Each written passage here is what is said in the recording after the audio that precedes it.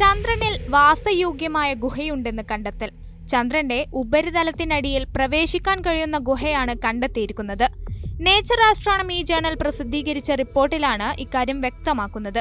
55 വർഷം മുൻപ് അപ്പോളോ 11 ഇറങ്ങിയ പ്രദേശത്തിന് സമീപമാണ് ഭൂഗർഭ ഗുഹ കണ്ടെത്തിയത്. 1969 നീൽ ആംസ്ട്രോങ്ങും ബസ് ആൽഡ്രിനും ചന്ദ്രനിൽ ഇറങ്ങിയ ട്രാൻക്വിലിറ്റാറ്റിസ് അഥവാ പ്രശാന്തിയുടെ കടൽ ഭാഗത്തുനിന്ന് 400 കിലോമീറ്റർ മാറി വാസയോഗ്യമായ ഗുഹയുണ്ടെന്നാണ് ഗവേഷകരുടെ സ്ഥിരീകരണം.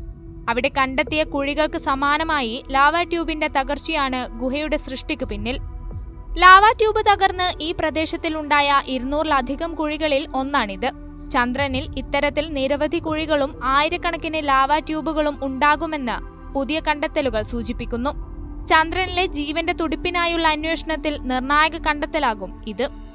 കണ്ടെത്തിയതിൽ വെച്ച് ചന്ദ്രനിലെ ഏറ്റവും ആഴമേറിയ കുഴിയിൽ നിന്ന് ഈ ഗുഹയിലേക്ക് പ്രവേശിക്കാം. 45 മീറ്റർ വീതിയും 80 മീറ്റർ വരെ നീളവുമാണ് ഈ ഗുഹയ്ക്കുള്ളത്. അതായത് 14 ടെന്നീസ് കോർട്ടുകൾക്ക് തുല്യമായ പ്രദേശം. ചന്ദ്രന്റെ ഉപരിതലത്തിൽ നിന്ന് ഏകദേശം 150 മീറ്റർ താഴെയാണ് ഗുഹ സ്ഥിതി ചെയ്യുന്നത്. ഇത്തരത്തിൽ വാസയോഗ്യമായ 100 കണക്കിന് ഗുഹകൾ ചന്ദ്രനിൽ ഉണ്ടാകുമെന്നും റിപ്പോർട്ടിൽ പറയുന്നു. അഗ്നിപർവ്വത സ്ഫോടനത്തിലൂടെ രൂപം കൊണ്ട ഇവ ചന്ദ്രനിലെത്തുന്നവർക്ക് ഗവേഷണത്തിനുള്ള താവളമായി ഉപയോഗിക്കാനാകുമെന്നും റിപ്പോർട്ടിലുണ്ട്. ഈ ഗുഹകൾക്കുള്ളിലെ പാറകളും മറ്റ് വസ്തുക്കളും യുഗങ്ങളായി കഠിനമായ ഉപരിതല സാഹചര്യങ്ങളാൽ മാറ്റമില്ലാതെ ചന്ദ്രൻ എങ്ങനെ പരിണമിച്ചു എന്നത് നന്നായി മനസ്സിലാക്കാൻ ശാസ്ത്രജ്ഞരെ സഹായിക്കും. പ്രത്യേകിച്ച് അതിന്റെ അഗ്നിപർവ്വത പ്രവർത്തനങ്ങൾ ഉൾപ്പെടുന്നു. ഭാവിയിലെ ബഹിരാകാശ സഞ്ചാരികൾക്ക് താമസിക്കാൻ കഴിയുന്ന 100 കണക്കിന് വേറെയും ഗുഹകൾ ഇവിടെയുണ്ടെന്ന് സംശയിക്കുന്നു. ചന്ദ്രനിലെ അറിയപ്പെടുന്ന ഏറ്റവും ആഴമേറിയ കുഴിയിൽ നിന്ന് പ്രവേശിക്കാൻ കഴിയുന്ന ഒരു വലിയ ഗുഹയ്ക്ക് തെളിവുകളുണ്ടെന്ന് ഇറ്റാലിയൻ നേതൃത്വത്തിലുള്ള സംഘമാണ് തിങ്കളാഴ്ച റിപ്പോർട്ട് ചെയ്തത്. ഗവേഷകർ നാസയുടെ ലൂണാർ റെക്കണൈസൻസ് ഓർബിറ്ററിൽ റഡാർ അളവുകൾ വിശകലനം ചെയ്യുകയും ഫലങ്ങൾ ഭൂമിയിലെ ലാവ ട്യൂബുകളുമായി താരതമ്യം ചെയ്യുകയും ചെയ്തു. അവരുടെ കണ്ടെത്തലുകൾ നേച്ചർ ആസ്ട്രോണമി ജേണൽ പ്രസിദ്ധീകരിച്ചു. ശാസ്ത്രജ്ഞരുടെ അഭിപ്രായത്തിൽ ഭൂഗർഭ അറയുടെ പ്രാരംഭ ഭാഗം മാത്രമാണ് റഡാർ ഡാറ്റ വെളിപ്പെടുത്തുന്നത്. ചന്ദ്രഗുഹകൾ 50 വർഷത്തിലേറെയായി ഒരു നിഗൂഢതയായി തുടരുന്നു.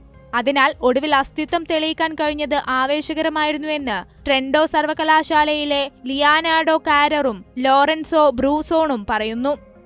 ഒരു ദശാബ്ദത്തിനു മുൻപാണ് ചാന്ദ്ര ഓർബിറ്ററുകൾ ചന്ദ്രനിൽ ആദ്യമായി കുഴികൾ കണ്ടെത്തിയത്.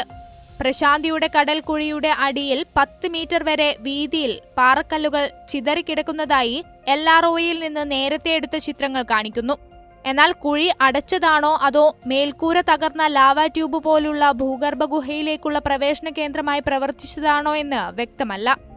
ശാസ്ത്രജ്ഞർ പറയുന്നതനുസരിച്ച് ഭൂരിഭാഗം കുഴികളും ചന്ദ്രന്റെ പുരാതന ലാവാ സമതലങ്ങളിൽ സ്ഥിതി ചെയ്യുന്നതായി തോന്നുന്നു.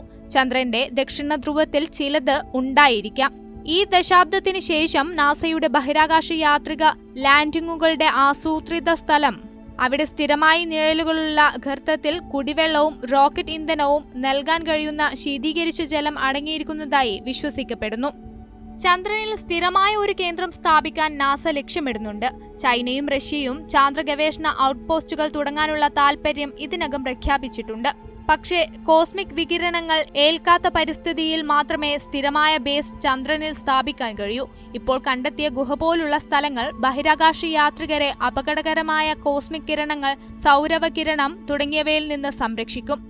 ചന്ദ്രനിൽ 100 കണക്കിന് കുഴികളും ആയിരക്കണക്കിന് ലാവ ട്യൂബുകളും ഉണ്ടാകുമെന്ന് കണ്ടെത്തലുകൾ സൂചിപ്പിക്കുന്നു. അത്തരം സ്ഥലങ്ങൾ ബഹിരാകാശ യാത്രികർക്ക് പ്രകൃതിദത്തമായ ഒരു അഭയകേന്ദ്രമായി വർത്തിക്കും. കോസ്മിക് കിരണങ്ങളിൽ നിന്നും സൗരവ കിരണങ്ങളിൽ നിന്നും മൈക്രോമെറ്റൈറ്റ് സ്ട്രൈക്കുകളിൽ നിന്നും അവരെ സംരക്ഷിക്കുന്നു. ഒരു തകർച്ച തടയാൻ ഭൂഗർഭ ഭിത്തികൾ ബലപ്പെടുത്തേണ്ടതിന്റെ സാധ്യതകൾ കണക്കിലെടുക്കുമ്പോൾ പോലും ആദ്യം മുതൽ ആവാസ വ്യവസ്ഥകൾ നിർമ്മിക്കുന്നത് കൂടുതൽ സമയമെടുക്കുന്നതും വെല്ലുവിളി നിറഞ്ഞതുമായിരിക്കുമെന്ന് സംഘം പറഞ്ഞു. ഇത് സംബന്ധിച്ച് പഠനം വിപുലീകരിക്കാനാണ് ശാസ്ത്രജ്ഞരുടെ പദ്ധതി.